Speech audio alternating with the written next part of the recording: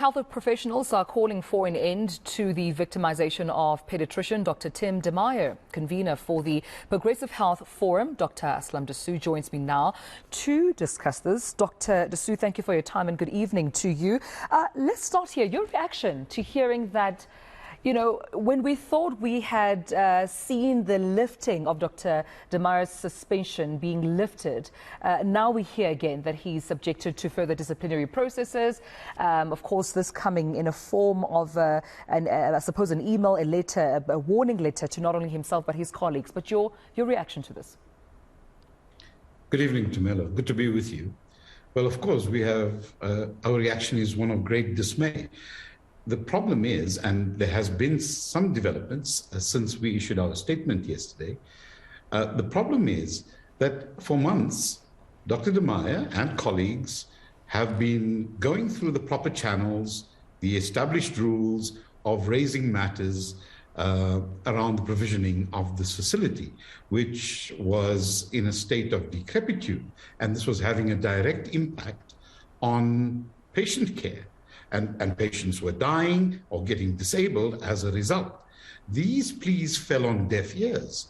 Now, in that situation, when doctors, nurses, and other healthcare workers are forced to work under conditions that violate their oaths, that violate their ethical frameworks, their professional remits, then they have one of two options. They can leave, which they are doing in droves, by the way, or like Dr. de Meyer did, they can speak out.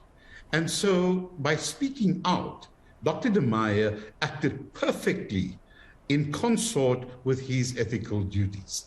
And this, obviously, and we've heard about the whole sorry tale of the past week or so, which somehow this led to his suspension, which caught even the premier of the province by surprise.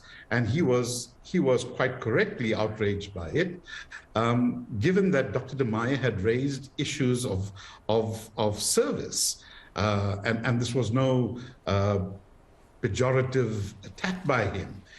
The problem really begins after that, when he, after the MEC went through and in an attempt to resolve this matter, and we all heard and read the statement that, he's been reinstated and all is well, and they will attend to the complaints that were there, and that didn't happen.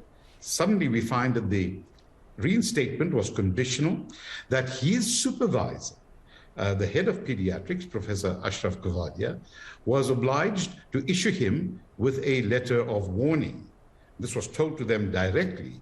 And when Professor Kuvadia quite correctly refused to do so because he is a member of the faculty and demurred, there was an insinuation that he's acting with insubordination. Well, I'm pleased to say that Professor Shabir Mahdi, the dean of the medical school, is now on record as categorically affirming that they have told the department that there will be no letter of warning issued to Dr. de Meyer by Professor Kuvadia or by anyone else in the faculty.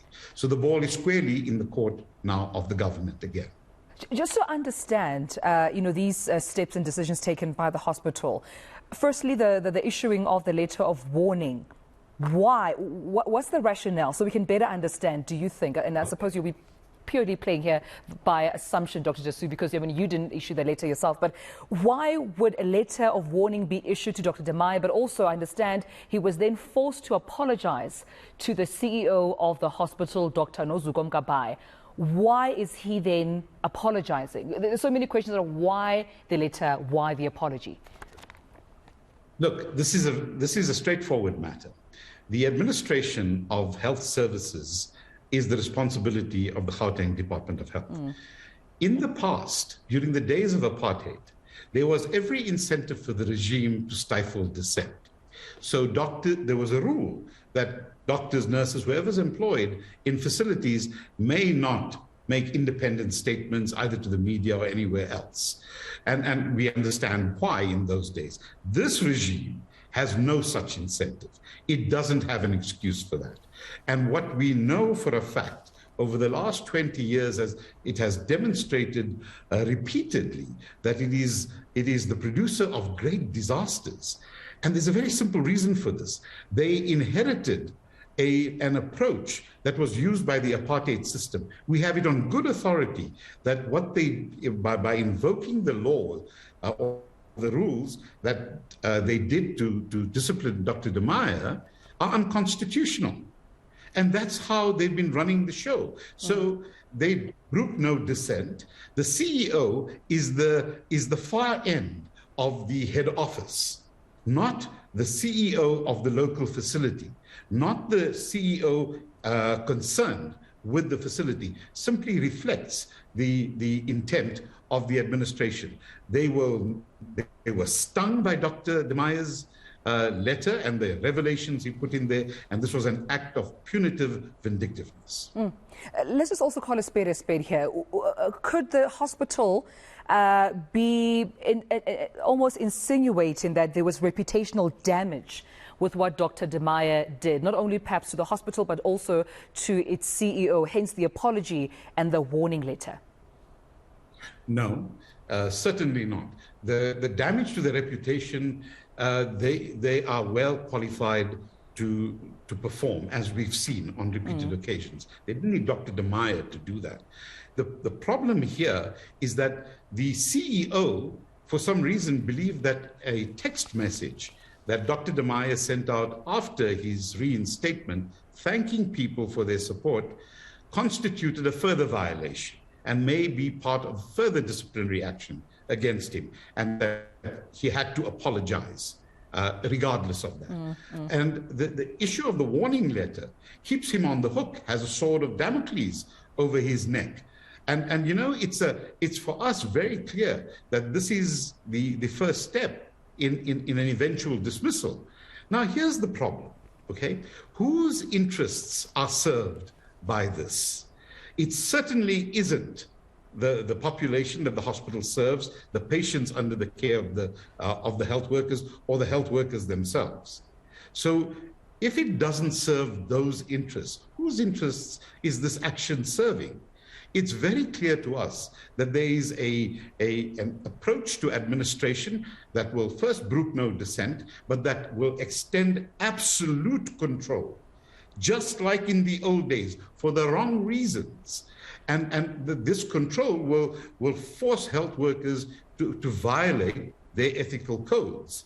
In that instance, those codes trump administrative rules every time. And we think there is a case now to be made, and that the Premier must immediately institute an inquiry, not just into the conduct of officials here, but into the way the system is administered. I can assure you that if this comes to the fore, that the system is unconstitutional, and we fix it, not only will physicians and health workers like Dr. de Meyer no longer have this intimidatory approach to them, but the actual services will improve dramatically, because health services are always local. You know, what happens at the facility cannot be determined by someone sitting in some air-conditioned office miles away.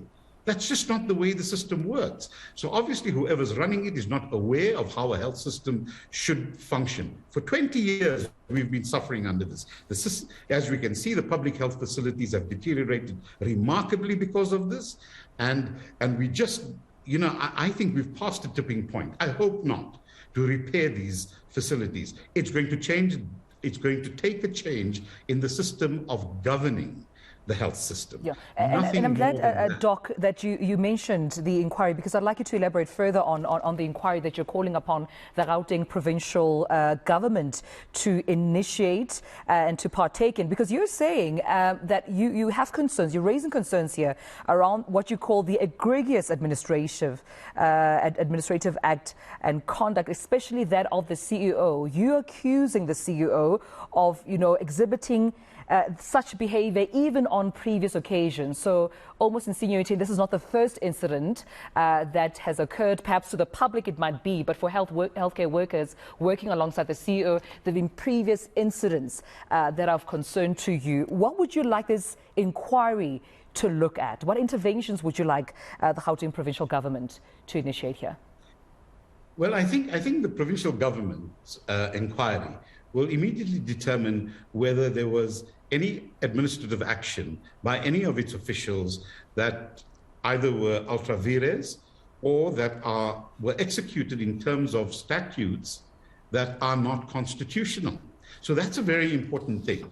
As for the CEO, yes, she has acted erratically in the past, and her failure to deal with the grievances of health workers for months attests to her unfitness for holding this post. It was more than just over a month ago where when footage emerged of pregnant mothers lying on the floor of the casualty of Rahima Moosa, emerged and caused an outcry. She was at great pains to say these women were paid to stage sleeping on the floor. There were beds for them, but they were paid to do that to make her look bad. Now, this sort of behavior is not appropriate for the head of a major tertiary facility.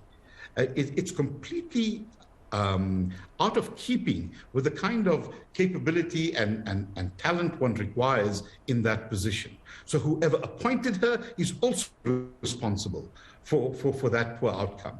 I think the bigger outcome of the inquiry may well be that the way the system is governed has to change, and it must do so immediately.